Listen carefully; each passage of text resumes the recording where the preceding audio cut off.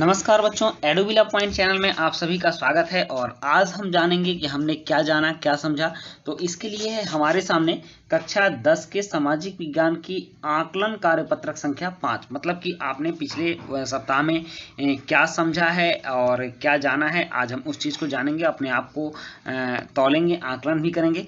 तो चलिए शुरू करते हैं। निम्नलिखित प्रश्नों के सही विकल्पों के सामने दिए गए गोले को पेन या पेंसिल की सहायता से काला कीजिए।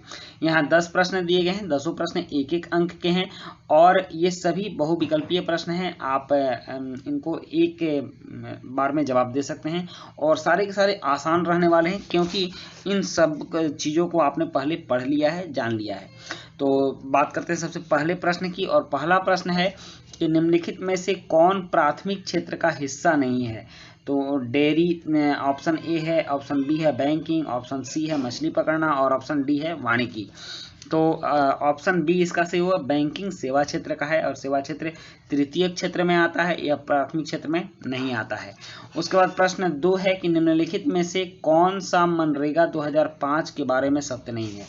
तो पहला ऑप्शन है कि 100 दिनों के रोजगार की गारंटी है इसमें। ऑप्शन बी है कि सरकार द्वारा रोजगार उपलब्ध नहीं कराने पर बेरोजगारी भत्ते का प्रावधान है। और ऑप्शन सी है कि 1/4 रोजगार, मतलब कि 1/4 हिस्सा रोजगार महिलाओं के लिए आरक्षित है। और ऑप्शन डी है कि गांव या आसपास के गांव में रोजगार मिलता है। तो इसका सही आंसर सी होगा कि इसमें 1/4, 1/4 रोजगार महिलाओं के लिए आरक्षित है, नहीं, इसमें 1/3 भाग महिलाओं के लिए आरक्षित है, इसलिए यह गलत है और इसका आंसर सी होगा। उसके बाद है प्रश्न 3 कि कृषि प्राथमिक क्षेत्र, संचार द्वितीय क्षेत्र, संचार तृतीय क्षेत्र और चीनी द्वितीय क्षेत्र है। तो कपड़ा क्या है, कपड़ा किस क्षेत्र का है। तो ऑप्शन देखिए, इसका पहला है द्वितीय क्षेत्र, तीसरा है प्राथमिक क्षेत्र और दूसरा प्राथमिक क्षेत्र, तीसरा तृतीय क्षेत्र और डी है सेवा क्षेत्र। तो यहाँ 3 का उत्तर होगा डी, क्योंकि कपड़ा जो है उद्योग से बनता है और उद्योग द्वितीय क्षेत्र में आता है। तो इसमें आंसर हम ए लगाएंगे, ए लगाएंगे, द्वितीय क्षेत्र लगाएंगे, तो 3 का उत्तर होगा ए। फिर प्रश्न 4 है कि निम्नलिखित में कौन सुमेलित नहीं है। तो यहाँ देखिए, सार्वजनिक क्षेत्र, नौकरी की सुरक्षा, निजी क्षेत्र, लाभ का मकसद, असंगठित क्षेत्र, नौकरी की सुरक्षा और संगठित क्षेत्र, निश्चित काम के घंटे। तो यहाँ सार्वजनिक क्षेत्र में नौकरी की सुरक्षा होती है, इसलिए यह सही सुमेलित है। और निजी क्षेत्र लाभ का मकसद है, ये भी सही सुमेलित है। और संगठित क्षेत्र में काम के निश्चित घंटे होते हैं, यह भी सुमेलित है और ऐसा होता है। और असंगठित क्षेत्र में नौकरी की सुरक्षा, तो यहाँ असंगठित क्षेत्र में नौकरी की सुरक्षा नहीं है। आज आप कर रहे हैं, कल आपको कहा जा सकता है, बाहर का रास्ता दिखाया जा सकता है कि आप चले जाइए, इसलिए इसका सही आंसर होगा, एक मिनट, सी, क्योंकि असंगठित क्षेत्र में कभी भी नौकरी सुरक्षित नहीं रहता है और आपको कभी भी नौकरी छोड़कर जाने के लिए कहा जा सकता है। नेक्स्ट है प्रश्न 5, और प्रश्न 5 है कि सकल घरेलू उत्पाद, जिसको हम लोग जीडीपी बोलते हैं, ग्रॉस डोमेस्टिक प्रोडक्ट, इनमें से कौन से क्षेत्र में एक वर्ष में उत्पादित अंतिम वस्तुओं और सेवाओं का मूल्य है। तो ऑप्शन ए है प्राथमिक क्षेत्र, बी है द्वितीय क्षेत्र और सी है तृतीय क्षेत्र और डी है उपरोक्त सभी।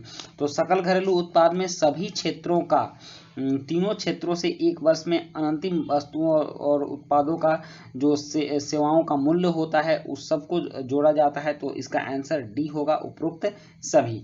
उसके बाद प्रश्न 6 है कि कृषि में आवश्यकता से अधिक लोग हैं, वे अल्प रोजगार हैं, इस प्रकार की बेरोजगारी कहलाती है, क्या कहलाती है। तो ऑप्शन ए है संरचनात्मक बेरोजगारी, मौसमी बेरोजगारी, चक्रीय बेरोजगारी और प्रच्छन्न बेरोजगारी।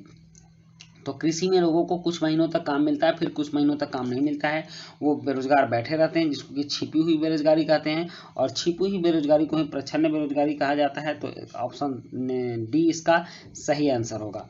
और उसके बाद है प्रश्न संख्या 7 से 10 तक में 2 वक्तव्य दिए गए हैं, जिन्हें कथन ए और कारण आर से निरूपित किया गया है। इन वक्तव्यों को ध्यानपूर्वक पढ़िए और नीचे दिए गए सही विकल्पों के सामने दिए गए गोले को पेन या पेंसिल की सहायता से काला कीजिए। अगर कथन ए और आर दोनों सही है और कारण आर कथन ए की सही व्याख्या करता है तब आप एक चिन्ह लगाइएगा, और कथन ए और आर दोनों सही हैं लेकिन कारण आर कथन ए की सही व्याख्या नहीं करता है तब उस स्थिति में बी को लगाइएगा, और कथन ए सही है जबकि आर गलत है तो आप सी को चुनिएगा, और कथन ए गलत है जबकि कथन आर सही है तो आप डी को सेलेक्ट कीजिएगा। तो इस तरह से आपको उत्तर देना है। तो चलिए प्रश्न 7 देखते हैं। प्रश्न 7 है कि 2013-14 में तृतीय क्षेत्र भारत में सबसे बड़ा उत्पादक क्षेत्र बन गया है, यह सही है, और कृषि और उद्योग के विकास से परिवहन, व्यापार, भंडारण जैसी सेवाओं का विकास होता है। तो ये भी सही है, और यह कुछ हद तक इसकी व्याख्या भी करता है कि जब इससे सेवाओं का विकास होता है तो निश्चित है कि सेवा क्षेत्र बड़ा बन गया। तो इस तरह से कथन ए और कथन आर दोनों सही है, और कथन आर कथन ए की व्याख्या कर रहा है, इसलिए हम ऑप्शन ए को सही उत्तर मानेंगे। और उसके बाद है प्रश्न 8। प्रश्न 8 है कि संगठित क्षेत्र में लोगों के पास काम का आश्वासन नहीं है। तो जब काम का आश्वासन, तो ये गलत है क्योंकि संगठित क्षेत्र में लोगों के पास काम का आश्वासन होता है। और उसके बाद संगठित क्षेत्र को नियमों और विनियमों का पालन करना पड़ता है, ये तो सही है, जो विभिन्न कानूनों जैसे फैक्ट्री अधिनियम, न्यूनतम मजदूरी अधिनियम, ग्रेच्युटी भुगतान अधिनियम आदि में दिए गए हैं, ये सही है। तो आर सही है, ए गलत है, और हमने देखा है कि जब आर सही हो और ए गलत हो तब हम ऑप्शन डी को सही उत्तर मानेंगे। तो इसका आंसर होगा ऑप्शन डी। और उसके बाद प्रश्न 9 है कि कथन ए प्रत्येक क्षेत्र में उत्पादित अंतिम वस्तुओं और सेवाओं के मूल्य को सकल घरेलू उत्पाद में जोड़ा जाता है। प्रत्येक क्षेत्र में उत्पादित के अंतिम वस्तुओं सेवाओं के मूल्य को सकल घरेलू उत्पाद में जोड़ा जाता है, तो यह सही है। और अंतिम माल के मूल्य में पहले से ही मध्यस्थ माल का मूल्य शामिल है जो अंतिम माल का उत्पादन करने के लिए उपयोग किया जाता है। तो यह भी सही है कि इसमें सभी क्षेत्रों के अंतिम मूल्य को जोड़ा जाता है, तो यह इसका व्याख्या कर रहा है, और दोनों सही है। तो इसका आंसर होगा ऑप्शन ए और आर दोनों सही हैं, और आर ए की सही व्याख्या कर रहा है। और उसके बाद है प्रश्न 10। प्रश्न 10 है कि असंगठित क्षेत्र की विशेषता है छोटी और बिखरी हुई इकाइयां की जो सरकार के नियंत्रण से बाहर है, और कथन आर है कि असंगठित क्षेत्र में रोजगार सुरक्षित है।